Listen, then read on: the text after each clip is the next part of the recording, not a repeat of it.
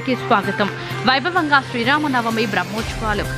శ్రీరామ నామం పుట్టుక తారక మంత్రంగా పిలిచే రామ మంత్రం 2 మహామంత్రాల నుంచి పుట్టింది.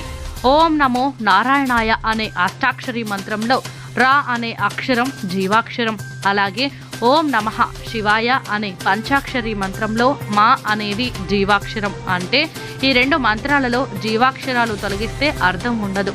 అందుకే ఈ 2 మంత్రాల నుంచి తీసిన రా మా అనే అక్షరాల ద్వారా రామ అనే నామం వచ్చింది. ఈ 2 అక్షరాలు లేకపోతే ఆ 2 మహామంత్రాలకు విలువ ఉండదు. అందుకే ఈ 2 జీవాక్షరాల సమాహారంగా రామ అనే నామం లేదా మంత్రం పుట్టింది. శ్రీరామ రామ రామేతి రమే రామే మనోరమే సహస్రనామ తత్తుల్యం రామనామ వరాననే.